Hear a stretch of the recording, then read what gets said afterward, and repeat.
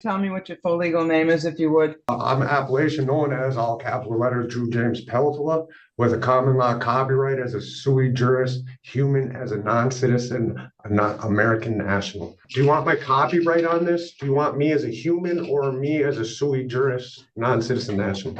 Honest to God, I'm not even on drugs anymore. I wasn't sick. The only reason. Hold on. All right, this one's a bit of a twist. Today we've got ourselves a sovereign citizen, but not your typical kind. Nope, this guy actually wants an attorney. Yeah, you heard that. Good, thank you. How are you today? Not too bad. Feeling a little rough, sore from being in a holding cell 3 days, but other than that, I'm okay. All right, let me call your matter so we're on the record, please. People of the state of Michigan versus Drew James Peltola, 247819 SM. Mr. Peltola appears from the Dickinson County Jail. Counsel at first appearance is Abby Anderson, who appears via video Zoom. And the prosecution is not here today of their own choosing. Mr. Peltola, before we went on the record, indicated he could hear me adequately and he was all right, other than being sore from being in the holding cell for 3 days. In respect to the matter, then, Mr. Peltola, I do have an advice of rights here with your signature. I do see it looks like the copyright insignia. I know that we have discussed the issue of the sovereign citizen in the past. Mr. Peltola, can you tell me what your position is today, please, after telling me what your full legal name is, if you would? Okay, I'm an appellation known as, all capital letters, Drew James Peltola, with a common law copyright as a sui juris human, as a non-citizen, a non-American national. That's defined in the United States Code. I'd like to have my lawyer finish talking. She told me not to talk unless she could talk for. That right? A sovereign citizen who believes the government has no power over him is asking for a court-appointed lawyer. I don't know about you, but that's a first for me. Now the hearing starts out. Thank you, Your Honor. I have discussed these matters with Mr. Peltola. First, he agrees to be referred to as Mr. Peltola for purposes of these hearings. We have gone over both the advice of rights for misdemeanor and bond violation. He indicated he understood and signed both. As to the allegations, we went over the maximum penalties. We would waive the formal reading. He is tendering not guilty pleas and requested an attorney. Ms. Mashik Lasala has assigned Nancy Schaub to represent him.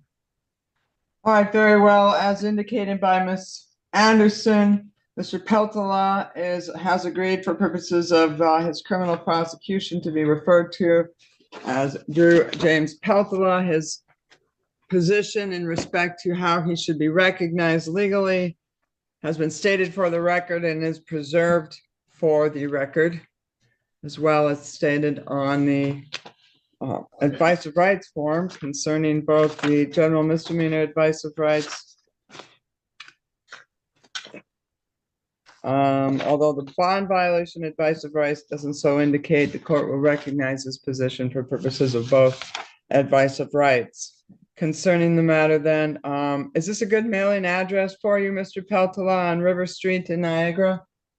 Yes, Your Honor. I'm just trying to move back into Michigan, so I've been working, and that's the address that I use because that's my domicile. I always return to every day or once a week or whatever. Because the Michigan residents, I'm not even sure. I would not like to talk about that in court, but I'm trying to move back into Michigan. I'm just having a heck of a time doing it. All right. So this is what I'm going to do then, Mr. Peltola. Over there. Let's see if I have one in my file first. Ms. Anderson, I don't see a waiver of extradition. It sounds like he's going to need to go back and forth to Wisconsin, and we'll address that momentarily. In respect to the matter, though, Mr. Peltola, there is a waiver of extradition form over there at the jail. I'm going to have you sign that if you need to go into Wisconsin as part of this. In regard to the matter, then, what?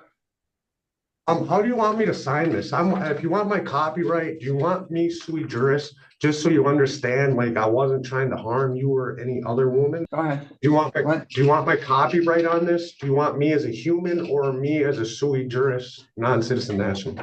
I just want your signature and the date, and whatever you want to put in addition to that is fine with me. All right, thank you. Can I have a pen? Pretty normal. The judge asks the man to state his full legal name. But instead of a simple, "Yes, Your Honor, my name's Drew Pella," This man goes on a full spirit. Your Honor, while Mr. Peltola is signing that, we did discuss the waiver of extradition. He just wanted that answer clarified prior to signing, but he is aware of what the waiver of extradition is. Very good, thank you. All right, I'll enter not guilty pleas on behalf of Mr. Peltola. Ms. Anderson indicates that he's qualified, and he is being assigned by MIDC. Ms. Schaub, we're going to set bond violation hearing. We might as well do the pretrial at the same time, and a jury trial as follows. Yes, just to be safe. Okay. Pretrial conference and bond violation hearing on February 21st at 1:45 p.m. Jury trial March 8th at 9 a.m. All right, you'll get these dates in writing, Mr. Peltola. In respect to the waiver of extradition, then I want to go over it with you briefly as well. All right, cool. In I can wait. respect- You want me to stop filling this out? Really, all you need to do, yeah, go ahead. You finish, and then I'll go, and then I'll talk. You let me know when you're ready. I'll just sign it real quick on the bottom of it, and they can take care of the rest of it. I'll sign it properly. The bottom law might be wrong. It's been a while since I've read the Unified Court, but I believe this is right. I signed it for you correctly. So. All right, perfect. All right, if you give that to the jailer, Mr. Peltola, I want to go over with you what it means to sign that waiver. I know we've done this before, but I'll just refresh your memory. And let me start by saying, so long as you come back to court voluntarily for all your court appearances, this does not become relevant. But if you don't come back to court, let's say, for example, you stayed in Niagara or somewhere else like that, normally you're entitled to what's called an extradition hearing before you are returned to Michigan to fight the charges that you didn't come back to court for. Yes. Under an extradition hearing umbrella, you have the right to an open court hearing. You have the right to have a lawyer at that hearing. And if you're indigent or without funds, one is assigned for you. The purpose of an extradition hearing allows you to challenge the legality of your arrest and return to Michigan. For example, you could demand issuance and service of a Michigan governor's warrant for your arrest. You have the right to obtain a writ of habeas corpus. Like I said, all to challenge the legality of your arrest and return to Michigan. When you sign a waiver, what? I said I won't resist, man. I'm just explaining to you what that document is that you're signing, okay, for the record. That's all. I'm not suggesting, implying, or anything else. I'm just explaining, all right? Thank you. All right. So when you sign that waiver, then what that means is, and like I said to start with, so long as you come back to court, everything is hunky-dory or everything is all right. But if you don't come back, when you sign that waiver, you have given up your right to that type of a hearing that I just explained. Do you understand that? Yes, Your Honor. All right. So that's what that means. So when I'm setting bond, I need that form back because I'm going to do the following in respect to your bond. And this can cover both the bond violation and the underlying charge of disorderly.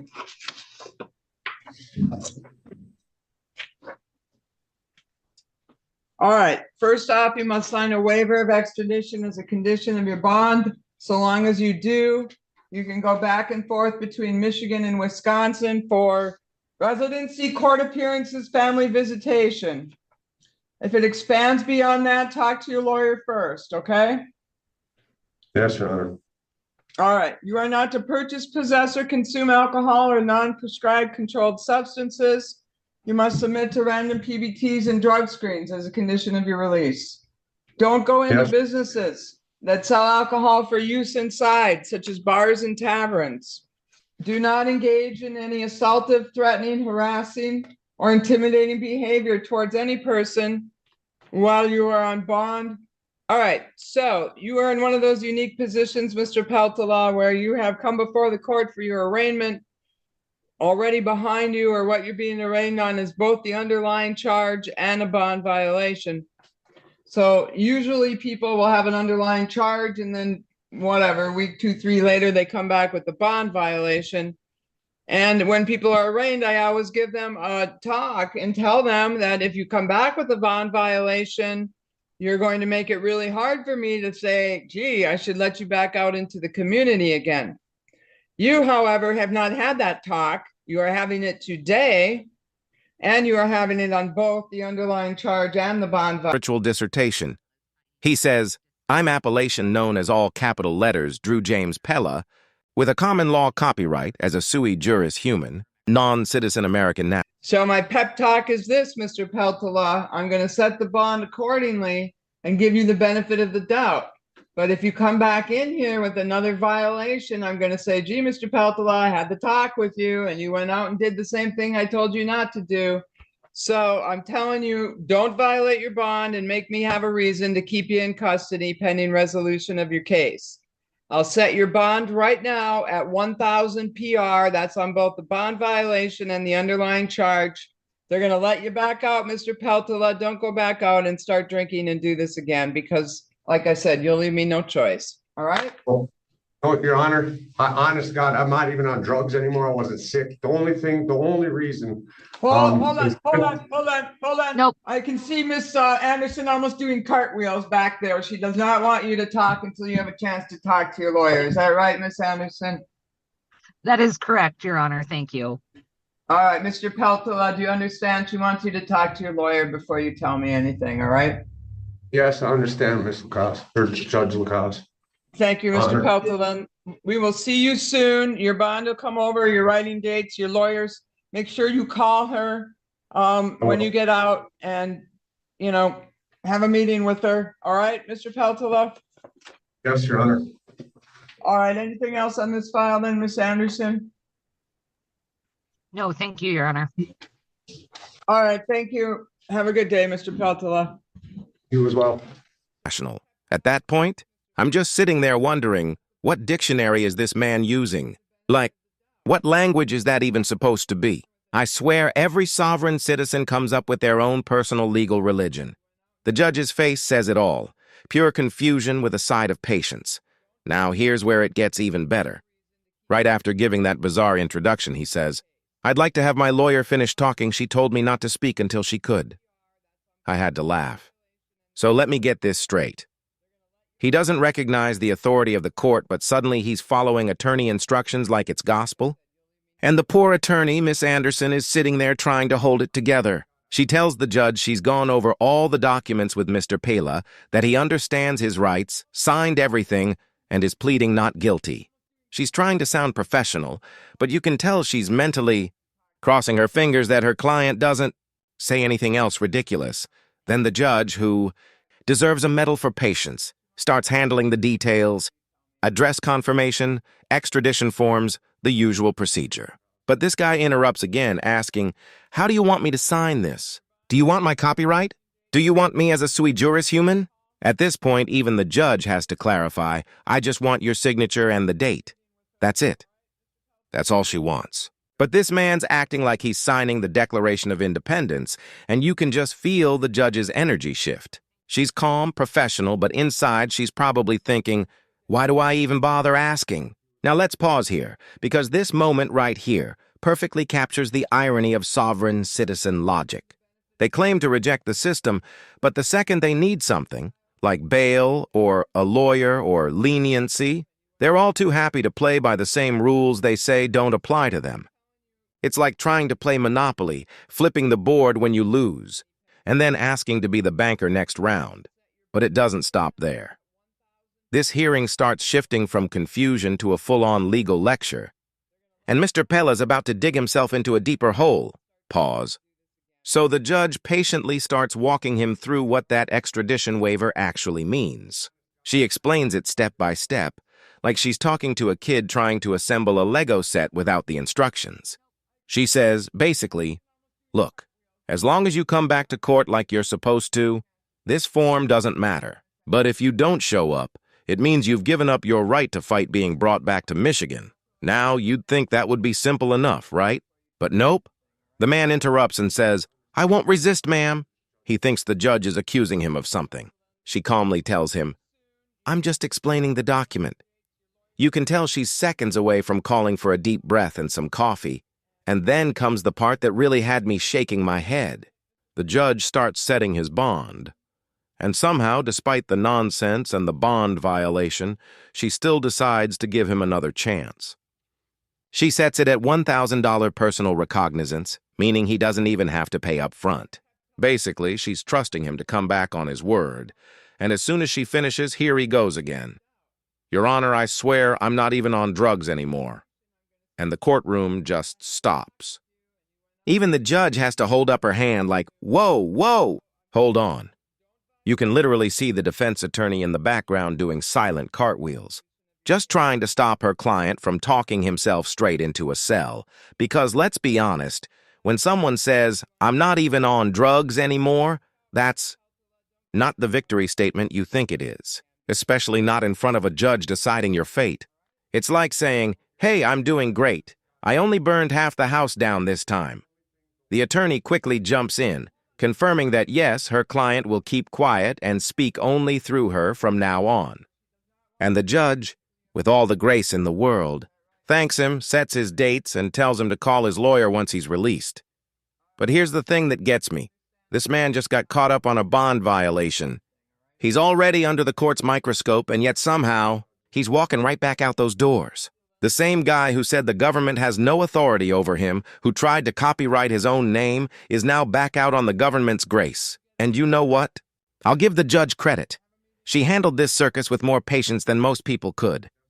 No raised voice, no sarcasm, just calm professionalism in the face of pure confusion. But it does make you wonder, how far should leniency go? Because sure, he was polite this time, but we've all seen how fast sovereign citizens can switch gears once they feel cornered. Still, the wildest part of all? He snitched on himself mid-hearing and somehow still got released. You can't make this stuff up. So what do you think? Should the judge have let him walk, or should she have kept him in custody until his next hearing? Because from where I'm sitting, this guy's "I'm not on drugs anymore" speech didn't exactly scream trustworthy. Let me know your thoughts below. And if you want to see more of these courtroom train wrecks where sovereign citizens try to outsmart the system and end up outsmarting themselves, make sure to like and subscribe.